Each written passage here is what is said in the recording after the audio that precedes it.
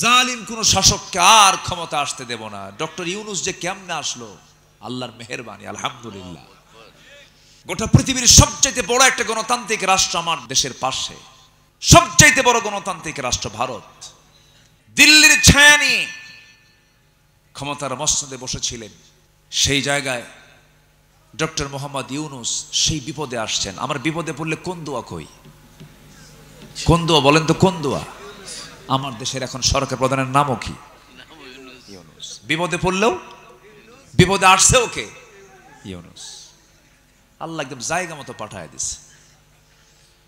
আমি আমার বুদ্ধি বয়সে কোন রমজান মাসে দেখি নাই পেঁয়াজের দাম 30 টাকা ছিল। রমজান মাসে 30 টাকা কেজি পেঁয়াজ অকল্পনীয়। গত রমজানে ছিল হলো 150 টাকা, এবার হলো 30 টাকা। কি যেন, ও আচ্ছা, কি যেন বলতেছিলাম, ডক্টর ইউনূসের কথা বলছিলাম। পেঁয়াজ ও আদাসিহা ও বাসালিহা, বাসাল গত রমজান বেশি ছিল, হ্যাঁ। বিমান ভাড়া, যে বিমানের টিকিট গত বছর ছিল হলো 1.5 লক্ষ টাকা, সেই বিমান টিকিট এবছর 50,000 টাকা। কেন? কোন সিন্ডিকেট চলবে না। পাসপোর্ট দেখাও, টিকিট নাও, কোন সিন্ডিকেট করা যাবে না। বলেন ঠিক হতে পারে না দেশ? আজ বলেন ঠিক হতে পারে না দেশ? অবশ্যই পারে, অবশ্যই দেশ ঠিক হয়ে যাবে। কেন হবে না? শুধুমাত্র কোরআনওয়ালাদের হাতে শুধু দেশটা দিয়ে দেন, কোরআনওয়ালাদের হাতে, যারা কোরআন চায়। আল্লাহর কসম করে বলছি, গোটা পৃথিবীর একটি আদর্শ রাষ্ট্রে পরিণত হবে আমার সোনার বাংলাদেশ। আল্লাহর ওয়াদা, লাফাতাহনা আলাইহিম বারাকাতিম মিনাস সামাই ওয়াল আরদ। আল্লাহ বলছেন, আমি আসমান এবং জমিনের সব বরকতের দরজা খুলে দেব। নচেত তোরা বিল্ডিং বানাবি, আমি থাইল্যান্ডের মতো একটা করে ধাক্কা মেরে ভূমিকম্প দিয়ে বসায় দেব। কি আছে না এরকম রেকর্ড হয় না? এর জানেন না আপনারা? জানেন না কি হয়ে গেল? থাইল্যান্ড, মায়ানমার, এই তো পার্শ্ববর্তী দেশ মায়ানমার, পার্শ্ববর্তী দেশ থাইল্যান্ড, পাশাপাশি, বেশি দূর নাই কিন্তু। আমার আপনার বাড়ির কাছাকাছি আসতে সময় লাগবে না। কলম نشهد أن لا إله إلا الله وحده لا شريك له ونشهد أن سيدنا وحبيبنا ومولانا محمدا عبده ورسوله الذي أرسله بالحق بشيرا ونذيرا وداعيا إلى الله بإذنه وسراجا منيرا فقد قال الله تعالى في كلامه المجيد وفرقانه الحميد أعوذ بالله من الشيطان الرجيم بسم الله الرحمن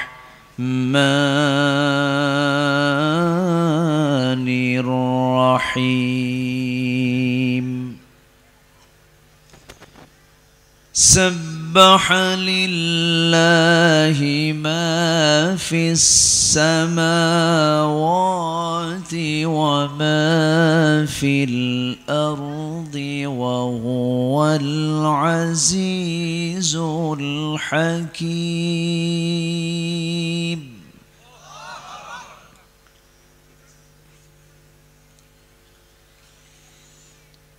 يا أيها الذين آمنوا لم تقولون ما لا تفعلون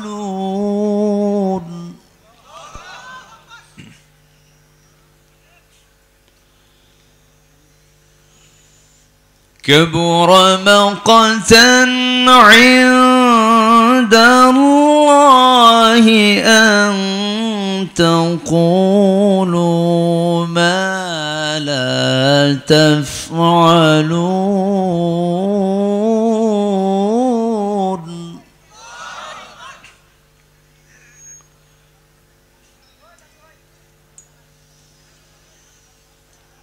إن الله يحب الذين يقاتلون في سبيله صفا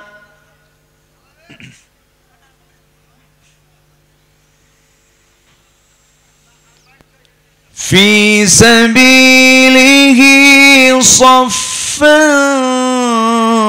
كأنهم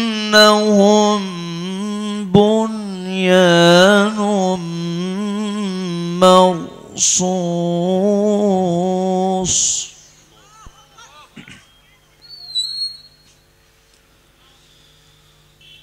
وإذ قال لقومه يا قوم لم تؤذونني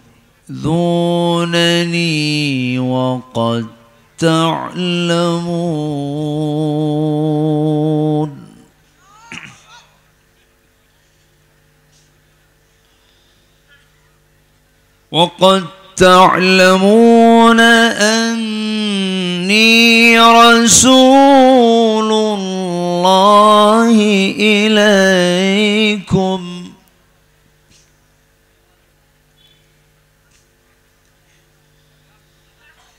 فلما زاغوا أزاغ الله قلوبهم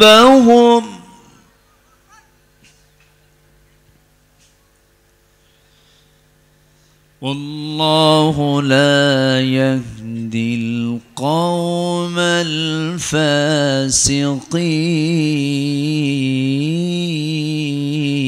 الفاسقين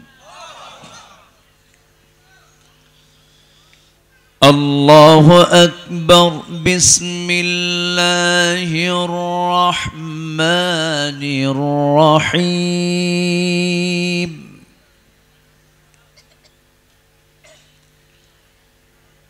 إن الله وملائكته يصلون على النبي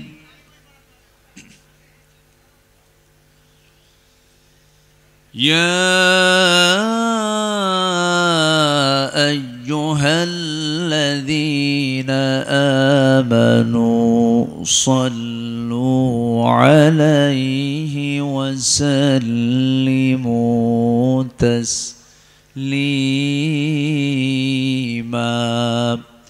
اللهم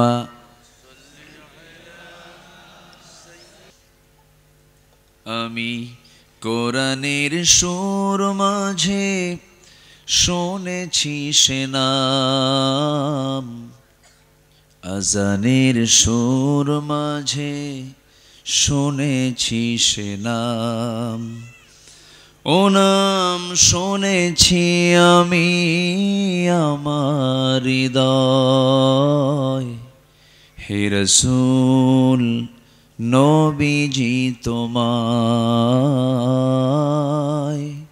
হে রাসূল নবীজি তোমায় সবাই বলি সাল্লাল্লাহু আলাইহি ওয়াসাল্লাম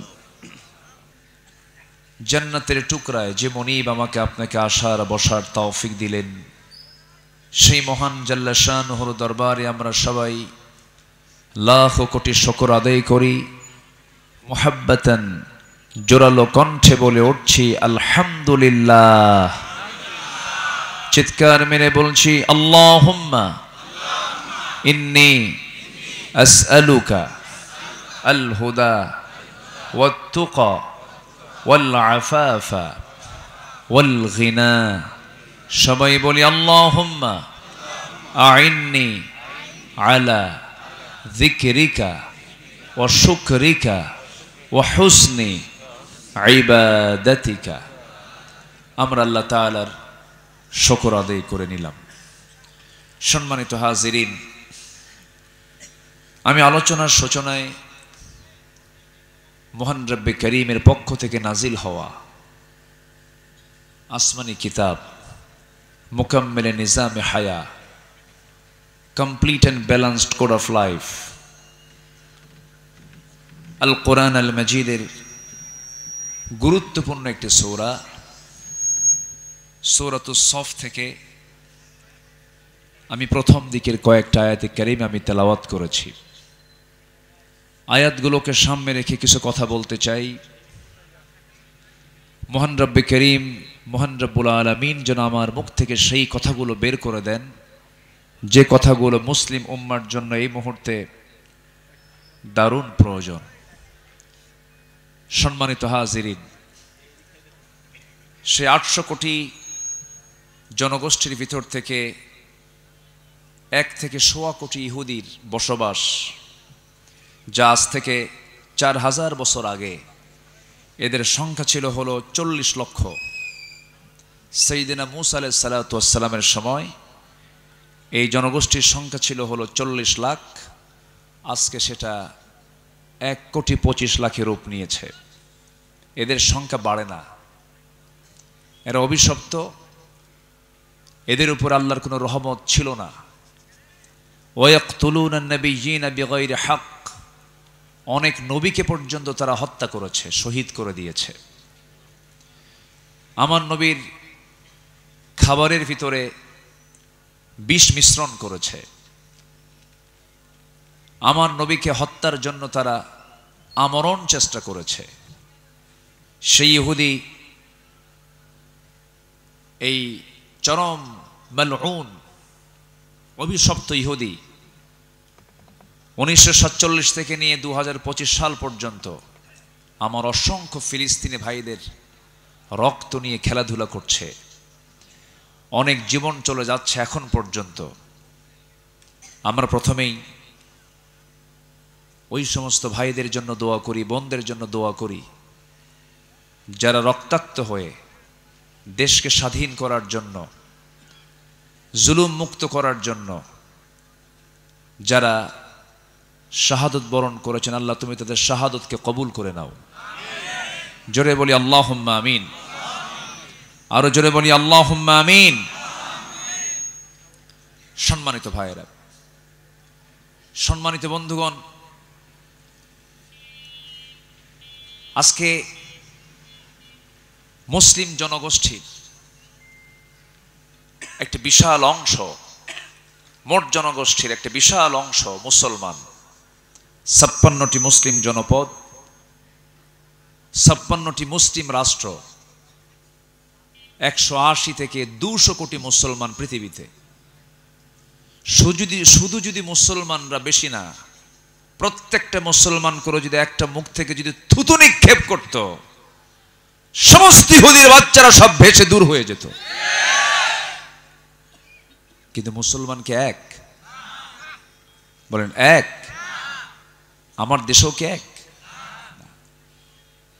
ফতুয়া দেয়, কেউ বলে নাভিতে হাত বাঁধা যাবে না, কেউ বলে বুকে হাত বাঁধা যাবে না, দুটাই না জায়েজ। সলিমুদ্দিনী এখন নামাজে দাঁড়ায় চিন্তা করে এখন হাতটা বাঁধি কোথায়, জায়গা না পেয়ে আল্লাহু আকবার কপালে। কোথায় নিছে? কপালে। ফতুয়ার ফলাফল যদি এমন হয় ভ্রাতৃত্ব নষ্ট করে দেয়, ওই সমস্ত ফিতনা থেকে আমাকে আপনাকে বাঁচতে হবে। আমেরিকা কিন্তু শিয়া চেনে না, আমেরিকা কিন্তু সুন্নি চেনে না, আমেরিকা কিন্তু আহলে হাদিস চেনে না, আমেরিকা কিন্তু হানাফি মাযহাব চেনে না, লা মাযহাব চেনে না, আমেরিকা কিন্তু পীর সিলসিলা বোঝে না। আমেরিকা চেনে হলো এরা মুসলমান কিনা। কিন্তু আমরা মুসলমান বলতে লজ্জা পাই, আমরা নিজেদেরকে পরিচয় দিতে মুসলমান বলার সাহস পাই না। অথচ কোরআনকে প্রশ্ন করুন, কোরআন তুমি বলো কার কথা এবং কাজ সবচেয়ে উত্তম?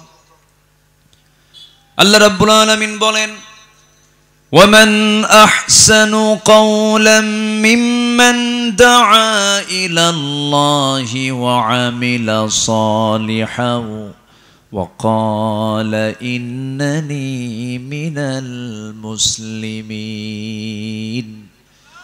তার কথার চাইতে উত্তম কথা কার হতে পারে যে মানুষকে আল্লাহর দিকে ডাকে এবং নিজে নেক আমল করে এবং নিজে পরিচয় দিতে নিয়ে সে বলে আমি একজন সত্যিকারের মুসলমান। আমাদের পরিচয় কি আমরা বলেন তো? আমরা কি বলেন? মুসলমান। এই পরিচয়ের চাইতে বড় পরিচয় আর কারো হতে পারে না, আর কিছু হতে পারে না। আদম আলাইহিস সালাতু ওয়াস সালাম কি ছিলেন? জোরে বলেন, জোরে বলেন। নূহ আলাইহিস সালাতু ওয়াস সালাম কি ছিলেন? ইব্রাহিম আলাইহিস সালাতু ওয়াস সালাম কি ছিলেন? মূসা আলাইহিস সালাতু ওয়াস সালাম কি ছিলেন? ঈসা আলাইহিস সালাতু ওয়াস সালাম কি ছিলেন? আমার নবী মুহাম্মদ সাল্লাল্লাহু তিনি কি ছিলেন? আমরাও কি? আমাদের কালিমা কয়টা? তাহলে এত মত পার্থক্য কেন? প্রশ্ন তো এই জায়গায়।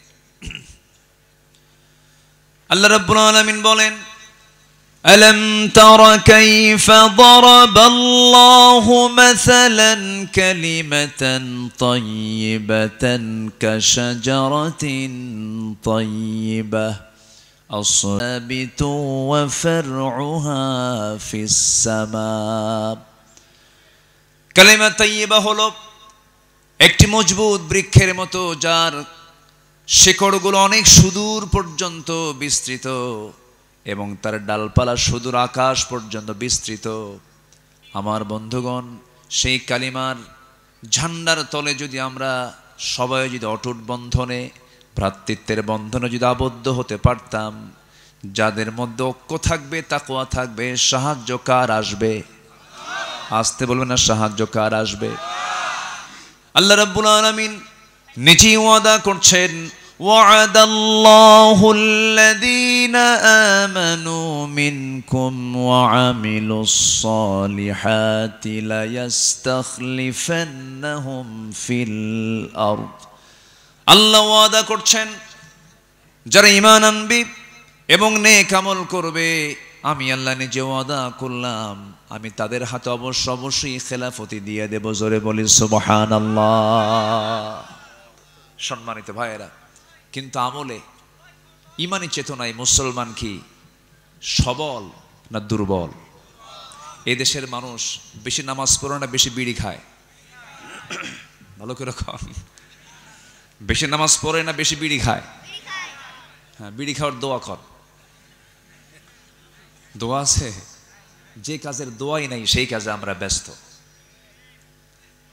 রমজানটা আল্লাহ পাক দিলেন বদভ্যাস দূর করার জন্য। সারাদিন রোজা, মাশাআল্লাহ, খায় না, সারাদিন না খেয়ে দিনগুলো চায়।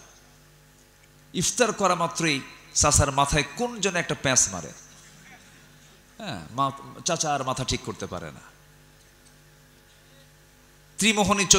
ত্রিমোহনী চৌমোহনী রাস্তার মাথায় আঁকাবাঁকা এরকম মোড়ে কিছু দোকান থাকে, ওই দোকানগুলো হচ্ছে গীবতের আড্ডাখানা। আমি কি ভুল বলছি? গীবতের আড্ডাখানায় বসে গেল, গীবত শুরু হয়ে গেল। রোজা রাখছে সারাদিন, ভালোই ছিল, গীবত করে আবার বলে সারাদিন তো খাই নাই, কাজা সহ আদায় করে দে বিড়ি। বলেন তো আছে না নাই? আছে না নাই? যে রোজা আপনাকে গীবত ছাড়ায় না, যে রোজা আপনাকে বদভ্যাস ছাড়ায় না, সে রোজা রাখার কোনো প্রয়োজন নাই। বলেছেন মুহাম্মদ সাল্লাল্লাহু। রোজা কি শুধু রমজান মাসে না প্রত্যেক মাসেই আছে? বলেন বলেন বলেন বলেন। প্রত্যেক সপ্তাহেও আছে না নাই? প্রত্যেক সপ্তাহে কি বার? মাশাআল্লাহ, তুমি রোজা রাখো নাকি? এই ছেলে উত্তর দিল, দেখছেন, ছোট্ট বাচ্চা। অবশ্যই আদর্শের একটা পরিবার মনে হয় আছে এর সাথে। হ্যাঁ, ছোট্ট বাচ্চা উত্তরটা দিয়েছে। জি, কে এটা? নানির বাড়িতে আসছে। মাশাআল্লাহ, সোমবার বৃহস্পতিবার রোজা রাখা সুন্নাহ। ও বললো কেমনে জানেন? অবশ্যই এটার পারিবারিক শিক্ষা আছে না নেই বলেন তো? আছে। এটা বিশাল ব্যাপার, এটা এই ছোট্ট বয়সে উত্তর দেওয়া। সম্মানিত ভাই, এটা আবার কি শুরু হলো? এটা ওই দিক তাকায়েন না, ওই দিক তাকালে তো আমি ওয়াজ করতে পারবো না। ও যা করে করুক, আমার দিকে তাকান। ও আপনাকে দেখছে, আপনি ঠিক মতো শুনতেছেন কিনা। আপনি যদি ওই দিকে তাকান তাহলে তো আপনি ঠিক মতো শুনতেছেন না। ও তো কিরামন কাতিবিন হয়ে দেখতেছে সবকিছু। আমার দিকে তাকান এখন। তাহলে এতক্ষণের কথায় যে বিষয়টা আমি বোঝাতে চাচ্ছিলাম সেটা হলো, সংখ্যা ঠিক আছে মুসলমানের, দেশের সংখ্যাও কম নাই। 1/4, প্রতি 4 জন 1 জন করে মুসলমান গোটা পৃথিবীতে। প্রাকৃতিক সম্পদ, খনিজ সম্পদ, সব দিক থেকে মুসলমান কোনো অংশে কম না। 1 নম্বর ধনীর তালিকা তাও মুসলমান। তাহলে এত কিছু হওয়ার পরেও মুসলমান রাজকে অত্যাচারিত, মজলুম, জুলুমের শিকার হচ্ছে কেন? কি জন্য? এর কারণটা কি? মূল কারণটা কি? মূল কারণ হচ্ছে, আমি যতটুকু বুঝতে পেরেছি সেটা হচ্ছে 2টা কারণ। 1 নম্বর হলো, আমরা ভ্রাতৃত্বের বন্ধনকে ছিন্ন করে ফেলেছি। ভ্রাতৃত্বের বন্ধন নেই বললেই চলে। আমাদের চোখে পানি নাই, আমরা মার্ডার করি, আমরা খুন করে ফেলি, হাসতে হাসতে গুলি করে হত্যা করি। আমাদের মধ্যে মায়া দয়া কাজ করে না, আমাদের মধ্যে কোনো ভ্রাতৃত্বের কোনো গন্ধ নেই, মোহাব্বত নেই, উদারতা নেই, ক্ষমা করে দেওয়ার মানসিকতা নেই, ওয়াল কাযিমিনাল গায়জ, ক্রোধ সংবরণ নেই। মেজাজের ভারসাম্যহীনতা নিয়ে আমরা বসবাস করছি। অথচ আল্লাহ রাব্বুল আলামিন বলেন, الذين ينفقون في السراء والضراء والكاظمين الغيظ والعافين عن الناس والله يحب المحسنين। ওই সমস্ত বান্দাগুলো আল্লাহর পছন্দের বান্দা, যারা সচ্ছলতায় অসচ্ছলতায়, গোপনে প্রকাশ্যে যারা আল্লাহর পথে খরচ করে, যারা ক্রোধকে সংবরণ করে, মানুষকে মাফ করে দেয়। আল্লাহ পাক ওই সমস্ত মুহসিন বান্দাদেরকে দারুণ ভালোবাসেন। জোরে বলি সুবহানাল্লাহ। কি প্রতিশোধ নেওয়া না ক্ষমা করা? বলেন, প্রতিশোধ নেওয়া না ক্ষমা করা? বিগত 16 বছরও যারা ক্ষমতার মসনদে ছিলেন তারা কি ক্ষমা করেছেন না প্রতিশোধ নিয়েছেন? এই যে ফলাফল, এখন ফলাফল পাচ্ছে না। ক্ষমার ফলাফল ছিল ইতিবাচক, আর প্রতিশোধের ফলাফল হলো নেতিবাচক। যার রেজাল্ট এখন পাচ্ছে, খুঁজে পাওয়া যাচ্ছে না কোথায়। সব ফেরেশতা হয়ে গেছে। কি হয়ে গেছে? সব ফেরেশতা, কেউ নাই। তারা যে ক্ষমতার মসনদে গত অগাস্টের আগে ছিল, এটা মনেই হচ্ছে না। তারা যে ছিল, তাদের যে দাপট ছিল, এটার কোনো নামগন্ধ খুঁজে পাওয়া যাচ্ছে না। কেন? এটার মূল কারণ হলো প্রতিশোধ না ক্ষমা? কি করেছে তারা? বলেন বলেন বলেন। ক্ষমা করেছে না প্রতিশোধ নিয়েছে? প্রতিশোধ। তারা যদি 40-42 বছর পরে এসে 40-42 বছর আগের যদি হত্যার বিচার শুরু করতে চায়, শুরু করতে পারে, শেষ করতে পারে। তাজা প্রাণ চলে গেল অগাস্টে, জুলাইয়ে আমার সন্তানদের জীবন চলে গেল রাজপথে। প্রতিটি হত্যার বিচার বাংলার জমিনে হতে হবে। রাজি আছেন কারা কারা? হাত উঁচু করে দেখান মুসলমান।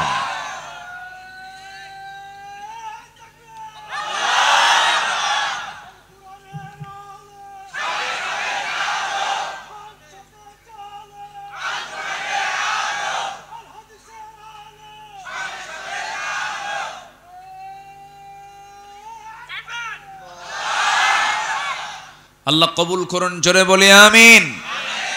আরো জোরে আমিন। হত্যার বিচার নিয়ে কথা কোরআনে আছে না নাই? কুতিবা আলাইকুমুস সিয়াম, ঠিক একই স্টাইলে কুতিবা আলাইকুমুল কিসাস। শুধু সিয়ামকে মানবেন, কিসাসকে মানবেন না, হবে না। কত জুলুম করেছে তারা।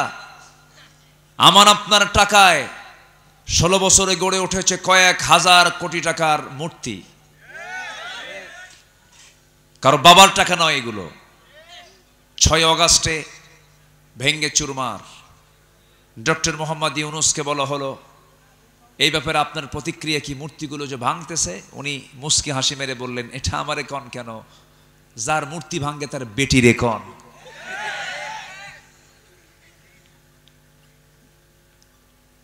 সম্মানিত বন্ধুগণ,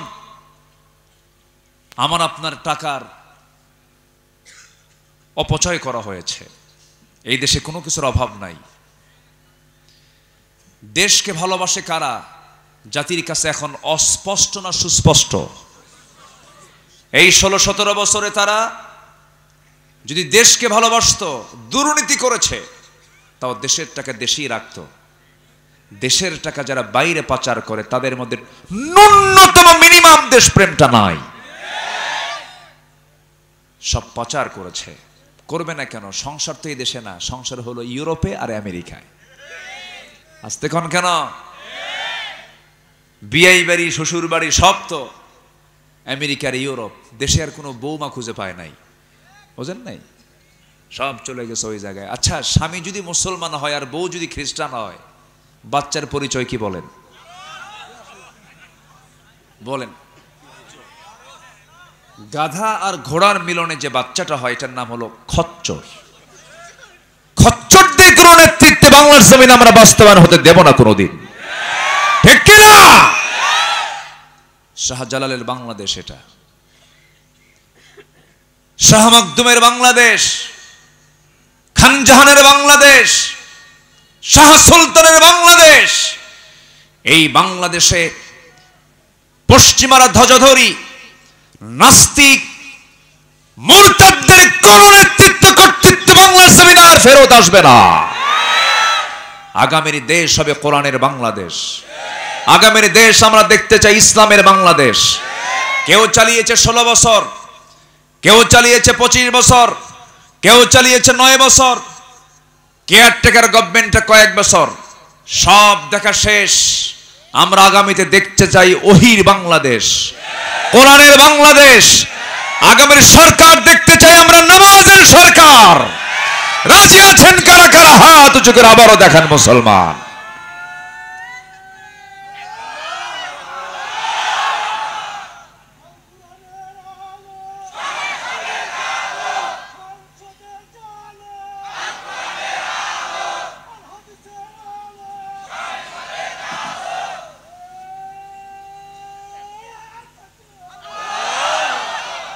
আল্লাহ কবুল করুন, জোরে বলে আমিন।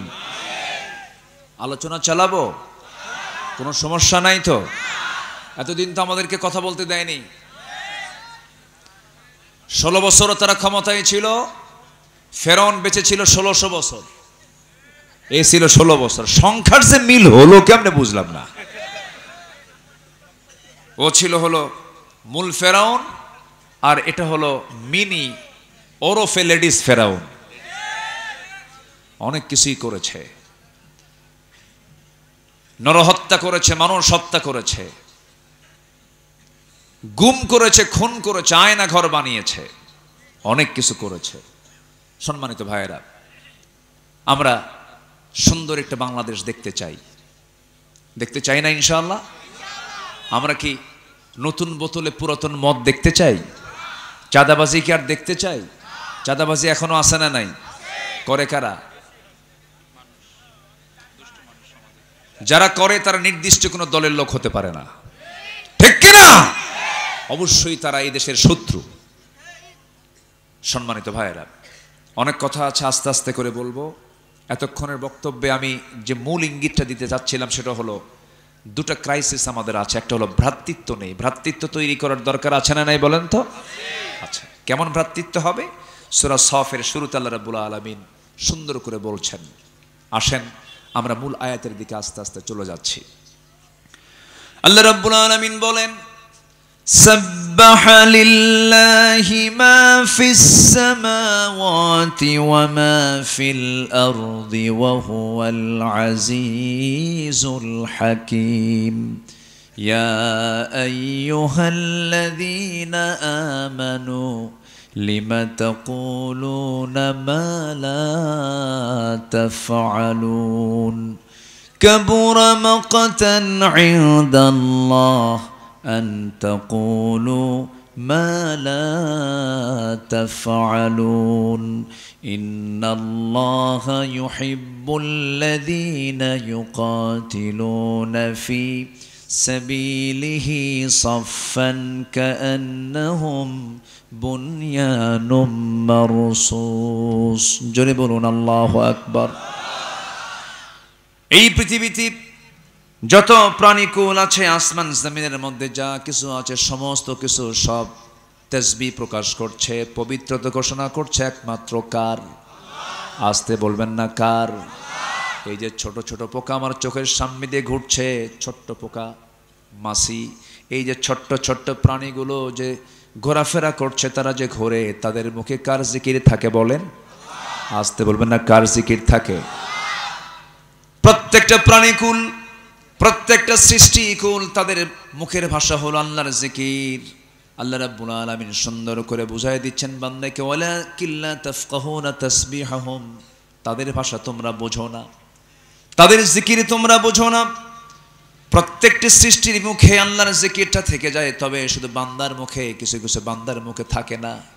আল্লাহ রাব্বুল আলামিন সুন্দর করে বান্দাকে ডাক দিয়ে বলছেন, ফাগায়রা দীনিল্লাহি ইয়াবগুন ওয়ালাহু আসলামা মান ফিস সামাওয়াতি ওয়াল আরদি তাওআন ওয়া কারহা।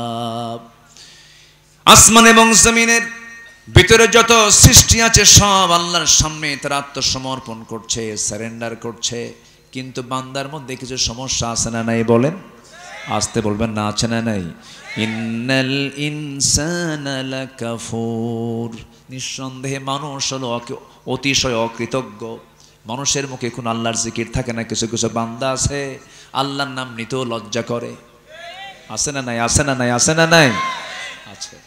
আল্লাহর বিরুদ্ধে কথা বলে। আমার দেশে বহু মুসলমান আছে, মুসলমান 5 ওয়াক্ত নামাজও পড়ে, কিন্তু এই জমিন আল্লাহর দিন কায়েম হওয়া দরকার, এটাকে মানতে চায় না। আছে কিনা বলেন তো? আছে কিনা? আছে কিনা?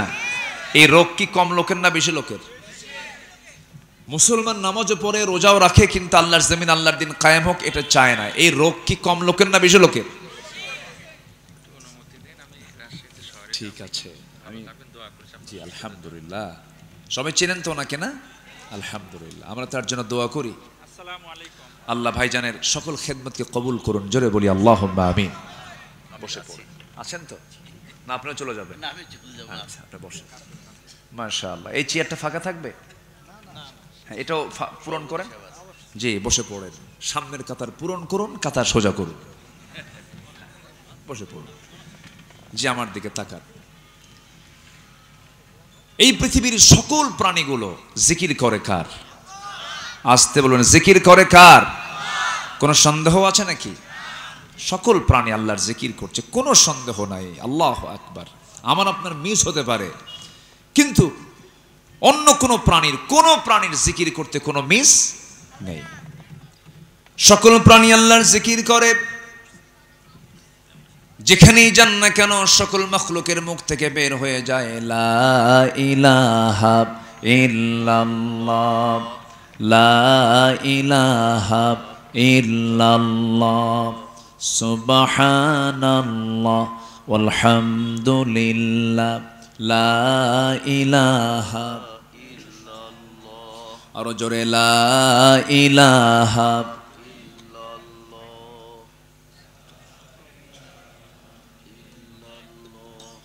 লা ইলাহা ইল্লাল্লাহু মুহাম্মাদুর রাসূলুল্লাহ সাল্লাল্লাহু আলাইহি ওয়াসাল্লাম। এরপর আল্লাহ পাক ঈমানদারকে ডাক দিচ্ছেন। এখন সূরা সফের 2 নম্বর আয়াত আল্লাহ রাব্বুল আলামিন ঈমানদারকে এবার ডাক দিচ্ছেন, কি সুন্দর করে বলছেন, ইয়া আইয়ুহাল্লাযীনা আমানু লিমা তাকুলুনা মা লা তাফআলুন। ঈমানদারেরা, তুমি সেই কথা কেন বলতে যাও যেটা তুমি করো না? যা করবে না তা বলবে না, এটা কে পছন্দ করেন? আসতে বলেন, কে পছন্দ করেন? সেই কাজটাই, সেই কথাটাই বলবে যা তুমি করবে। যার কথার সঙ্গে কাজের মিল নাই সে কি মুমিন না মুনাফিক? মুমিন না মুনাফিক? এই জাতীয় লোক বুঝে আমার দেশে নাই। আসতে বলবেন না, আছে না নাই? রাজশাহীতে কম, হ্যাঁ, বাগলপাড়া আরও নাই, এখানেও বেশি বললেন। এটা গ্রাম বললাম তো আমি, আবার এখানে বেশি বেশি কোন কেন? আল্লাহ রাব্বুল আলামিন বলছেন, তুমি কেন সেই কথা বলতে যাও যেই কথার বাস্তবায়ন তোমার মধ্যে নাই? তুমি সেটাই বলবে যা তুমি করবে। যেটা করবে না তা তুমি বলবে না। আল্লাহ পাক কাজ এবং কথা কি দুই রকম চান না এক রকম চান? বলেন বলেন বলেন বলেন, এক রকম চান। ইমানদারদের বৈশিষ্ট্য তেমনটা হওয়ার কথা, কারণ ইমানদার কখনো ওয়াদাকে ভঙ্গ করবে না। ওয়াল্লাযীনা হুম লিআমানাতিহিম ওয়া আহদিহিম রাউন ওয়াল্লাযীনা হুম আলা সালাওয়াতিহিম ইউহাফিযুন উলাইকা হুমুল ওয়ারিসুন الذين يرثون الفردوس هم فيها خالدون জোরে বলুন আল্লাহু আকবার। ইমানদার তো তারাই যারা তাদের আমানত ঠিক রাখবে, যারা তার ওয়াদা ঠিক রাখবে, এবং তারা করবে কি? নামাজের ব্যাপারে যত্নশীল হবে। এই সমস্ত বান্দাগুলোকে মহান রব্বুল আলামিন ওয়াদা করে বলছেন, এই সমস্ত বান্দাগুলো জান্নাতুল ফিরদাউসের ওয়ারিস হয়ে যাবে। ওয়াদা ঠিক রাখবে, আমানত ঠিক রাখবে। রাষ্ট্র ক্ষমতা একটা আমানত। রাষ্ট্র ক্ষমতা একটা কি বলেন তো? আমানত। রাষ্ট্র ক্ষমতা বড় একটা আমানত। যিনি রাষ্ট্রপতি হবেন তার মধ্যে পেরেশানি বেশি থাকবে। ইমামতি যিনি করবেন তার দায়িত্ব কম হয় না বেশি হয়? বেশি হয়ে যায়। আপনি একা মুসল্লি নামাজ পড়ছেন, আপনার যদি কোনো ভুল হয় আপনার দায়টা আপনি দেখবেন, কিন্তু ইমাম যদি নামাজে দাঁড়ায় যদি কোনো ভুল করে ফেলে সকল মুসল্লির দায় তার কাঁধে চলে আসবে। আমার বন্ধুগণ, রাষ্ট্রপতির সম্মান যেমন আল্লাহ পাক বেশি দিয়েছেন, আবার রাষ্ট্রপতি যদি কোনো ভুল করে ফেলে তারও শাস্তির পরিমাণও কম না বেশি? একজন খলিফার কথা মনে পড়ে গেল, সাইয়েদনা ওমর ফারুকের নাম সবাই শুনেছেন। ইসলাম গ্রহণের পূর্বে তিনি একজন একরোখা মানুষ ছিলেন। রাসূলকে মারার জন্য কেউ সাহস পায় না। বলা হলো কে মারবে? সাইয়েদনা ওমর ফারুক একাই দাঁড়ায় গেলেন, তরবারি নিয়ে দাঁড়ায় বলছ, ও আবু জেহেল, শুধু আমাকে অনুমতি দিয়ে দাও, মুহাম্মদের কাল্লা তোমার সামনে হাজির করে ফেলবো। রাসূলকে মারার জন্য যে লোকটা সিদ্ধান্ত নিয়ে নেয় সে লোকটা কেমন হতে পারে? কিন্তু রাসূলকে মারতে গিয়েই একটা জায়গায় দুর্বল হয়ে গেলেন, একটা জায়গায় তিনি পরাজয় হলেন। সে একটা জায়গায় কি বলেন? বলেন বলেন বলেন বলেন বলেন। একটা জায়গায় কোরআনের কাছে কি তিনি হেরে গেলেন। রাসূলকে মারতে বের হয়েছেন, রাসূলকে দুনিয়া থেকে বিদায় করে দেবেন এমন সিদ্ধান্ত নিয়ে ঘর থেকে বের হলেন, কিন্তু পারলেন না। মাঝপথে এক সাহাবী বললেন, ওমর তুমি কোথায় যাচ্ছ? রাসূলকে মারার জন্য যাই। তুমি কি জানো তোমার বোন ভগ্নিপতি কালিমা পড়ে মুসলমান হয়ে গেছে? লাইনটা অন্যদিকে নিয়ে চলে গেলেন। বোনকে মারতে মারতে রক্তাক্ত করে জমিনে ফেলে দেওয়ার পর বোন এবার বলে, ভাই তোমার দেহে যার রক্ত আমার দেহে সেই পিতারই রক্ত। আজকে তুমি আমাকে মারতে মারতে যদি দুনিয়া থেকে বিদায়ও করে দাও, ইমানের যে স্বাদ পেয়েছি ইমান থেকে এক চুল পরিমাণ তোমার বোন ফাতিমা দূরে যাবে না। ভাইয়ের মধ্যে দরদ চলে আসলো, হারে কি টান এটা। কিন্তু তিনি বাইরে যখন দাঁড়ানো ছিলেন, ভিতরে থেকে আওয়াজ পেয়েছেন, তিনি আল্লাহর কালাম কোরআনে কারীমের আওয়াজ পেয়েছেন। ওই সময় তার দিলটা নরম হয়ে গেছে। সচেতন মানুষ ওমর ফারুক ছিলেন। যখন তিনি শুনতে পেলেন ওই আয়াতগুলো, তাহা মা আনজালনা আলাইকাল কুরআনা লিতাশকা, এই আয়াত শোনার সঙ্গে সঙ্গে কোন গোপন টেলিযন্ত্রের মধ্য দিয়ে তার মুখ থেকে আপনা আপনি বের হয়ে গেছে। বোনকে ধরে বলছে, বোন রে ভুল হয়ে গেছে, মাফ করে দে, আমারে পড়ায় দে। আশহাদু আল্লা ইলাহা ইল্লাল্লাহু ওয়াহদাহু লা শারীকা লাহু ওয়া আশহাদু আন্না মুহাম্মাদান আবদুহু ওয়া রাসূলুহু। হেদায়েতের মালিক কে বলেন? আসতে বলবেন না কে? আরে সেই ওমর এত শ্রেষ্ঠ মানুষ হয়ে গেলেন, রাষ্ট্র ক্ষমতায় যেদিন তিনি দায়িত্ব নিয়েছেন সেই দায়িত্ব পাওয়ার পর দিন থেকে দায়িত্বের দিন থেকে শুরু করে নিয়ে মৃত্যুর দিন পর্যন্ত ওমরে ফারুক একটা রাতের জন্য তার পিঠটা বিছানায় লাগাতে দেন নাই। সারা রাত তিনি জনগণকে দেখতে বের হতেন, সারা রাত তিনি জনগণকে দেখার জন্য তিনি উদ্গ্রীব হয়ে থাকতেন, গোটা রাত তিনি পেরেশান থাকতেন, তিনি গোটা রাত্রি তিনি জনগণকে খেদমত করার জন্য দিওয়ানা হয়ে যেতেন। কারণ তিনি মনে করতেন আমার জনগণ যদি আমার পক্ষে রায় দিয়ে দেয় আমি জান্নাত পাবো, আমার জনগণ যদি আমার বিপক্ষে রায় দেয় আমাকে জাহান্নাম যেতে হবে। এটাই হলো কার ভয়, কার জবাবদিহিতা? আল্লাহর সামনে জবাব দিতে হবে এই চিন্তা যে শাসকের মধ্যে থাকবে সেই শাসক কখনো খুনি হতে পারে না, ঠিক কিনা? আমরা খুনি কোনো শাসককে নিয়ে আসবো না, জালিম কোনো শাসককে আর ক্ষমতা আসতে দেব না। ডক্টর ইউনুস যে কেমনে আসলো, আল্লাহর মেহেরবানি, আলহামদুলিল্লাহ। গোটা পৃথিবীর সবচাইতে বড় একটা গণতান্ত্রিক রাষ্ট্র আমার দেশে, আমার দেশের পাশে সবচাইতে বড় গণতান্ত্রিক রাষ্ট্র ভারত। দিল্লির ছায়া নিয়ে ক্ষমতার মসনদে বসেছিলেন, সেই জায়গায় ডক্টর মোহাম্মদ ইউনুস সেই বিপদে আসছেন। আমার বিপদে পড়লে কোন দোয়া কই? কোন দোয়া বলেন তো, কোন দোয়া? আমার দেশের এখন সরকার প্রধানের নামও কি? ইউনুস। বিপদে পড়লেও বিপদে আসছে ওকে ইউনুস। আল্লাহ একদম জায়গা মতো পাঠায় দিছে। আমি আমার বুদ্ধি বয়সে কোন রমজান মাসে দেখি নাই পেঁয়াজের দাম 30 টাকা ছিল। রমজান মাসে 30 টাকা কেজি পেঁয়াজ অকল্পনীয়। গত রমজানে ছিল হলো 150 টাকা, এবার হলো 30 টাকা। কি যেন, ও আচ্ছা, কি যেন বলতেছিলাম, ডক্টর ইউনুসের কথা বলছিলাম। পেঁয়াজ ও আদাসিহা ও বাসালিহা, বাসাল গত রমজান বেশি ছিল, হ্যাঁ। এবার কম। বিমান ভাড়া, যে বিমানের টিকিট গত বছর ছিল হলো 1.5 লক্ষ টাকা, সেই বিমান টিকিট এবছর 50,000 টাকা। কেন? কোন সিন্ডিকেট চলবে না, পাসপোর্ট দেখাও টিকিট নাও, কোন সিন্ডিকেট করা যাবে না। বলেন ঠিক হতে পারে না দেশ? বলেন ঠিক হতে পারে না দেশ?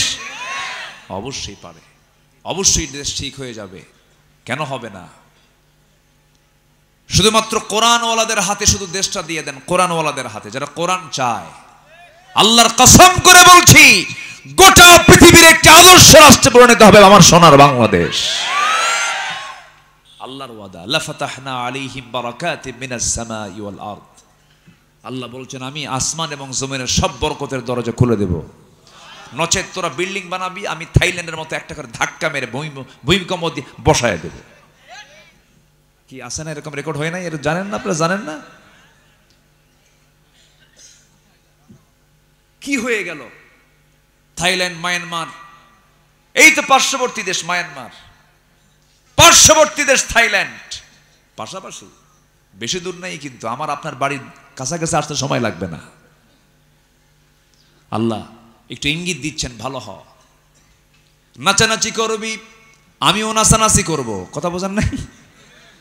তুই নাচানাচি করবি, আমিও নাচানাচি করব। যেই সমাজে নাচ গান বাড়বে সেই সমাজে আল্লাহর ভূমিকম্প বেড়ে যাবে। এই জন্য আল্লাহ রাব্বুল আলামিন বলছেন, গজব থেকে বাঁচার জন্য হারাম কাজ ছেড়ে দাও। যখন কোনো জনপদে গান বাজনা বেড়ে যায়, সুদের কারবার বেড়ে যায়, বেহায়াপনা বেড়ে যায়, তখন ভূমিকম্প গজব আকারে নাজিল করেন তিনি আমার কে? আমার বন্ধুগণ, মূল্যায়নের দিকে আবার চলে আসি। আমরা কথা যা বলবো কাজটা তাই করব, কথার সঙ্গে কাজ মিলায় নেব, সেই বান্দা জান্নাতি হয়ে যাবে। মুখ থেকে মিথ্যা কথা বলবো না। যদি আপনি আমাকে প্রশ্ন করেন পৃথিবীতে আমি একটা আমল করে জান্নাত পেতে চাই, আমার রাসূল এক সাহাবীকে উত্তর দিয়েছিলেন, সাহাবী জীবনে কখনো মিথ্যা কথা বলবা না। কিন্তু আমার দেশে সবচেয়ে বেশি মিথ্যা কথা বলে কারা? বলেন বলেন তো, কারা বেশি মিথ্যা কথা বলে? বলেন দেখছেন নেতারা, দেখেন উত্তর কিন্তু জনগণ বোঝে। কিন্তু আমি কিন্তু বলি নাই যে কে, আপনারা কিন্তু উত্তর দিলেন কারা বেশি মিথ্যা কথা বলে। আমার বন্ধুগণ, অসৎ নেতৃত্ব, বাতিল নেতৃত্বের মুখে আমরা থুতু মারবো। এখন থেকে সচেতন হয়ে যাব, কারণ ঘর পোড়া গরু কি দেখলে ভয় পায়? বলেন বলেন, এই কথা আছে নাকি এলাকায় প্রচলন আছে না? আমরা আর ভুল করব না, আমরা আর ভুল পথে যাব না। আমার বন্ধুগণ, সেই ধরনের ব্যক্তি কি দেখতে চাই যাদের কথা, যাদের দিকে তাকালে পরে ওমর ফারুকের কথা মনে হয়ে যায়, যাদের কথা কাজ এক ছিল, রাতের আধারে সব ঘুমিয়ে পড়ে আর অর্ধ দুনিয়া শাসন করত ওমর ফারুক জনগণকে দেখার জন্য রাস্তায় রাস্তায় ঘোরে। আমার জনগণগুলো কেমন আছে? কারণ জনগণ যদি সেদিন ক্লেম দিয়ে দেয়, অভিযোগ দিয়ে দেয় আমাকে জাহান্নাম যেতে হবে, তিনি বসে আছেন, একদিন তার পাশে একজন সাহাবী হাদিস বর্ণনা করছে, যার ভিতরে যারা পরিমাণ অহংকার কাজ করবে সেই ব্যক্তি জাহান্নামী। ওমর ফারুক সেখান থেকে লাফ মেরে গিয়ে জমিনে পড়ে গেলেন, ধুলাই মলিন হলেন, গোটা শরীর ধুলা দিয়ে মাখায় বলছেন, ওমর তোমার মধ্যে অহংকার চলে এসেছে, তুমি খলিফাতুল মুসলিমিন। এই করে রোনাজারি করছেন, কাঁদতেছেন, আকাশের দিকে তাকায় দুটো হাত তুলে বলছেন, আকাশের মালিক আল্লাহ, আমার মনে হয় গোটা পৃথিবীর যত মানুষ এই পৃথিবীতে তুমি আল্লাহ পাঠাইছো, সব ব্যক্তিকে তুমি যদি জান্নাত দিয়া দিয়া একজন ব্যক্তিকে যদি জাহান্নাম দাও, আমার মনে হয় সেই একজন ব্যক্তি জাহান্নামে যাও, যে ব্যক্তি সেই ব্যক্তি হলাম আমি ওমর। নিজেকে কত দুর্বল মনে করেছেন তারা।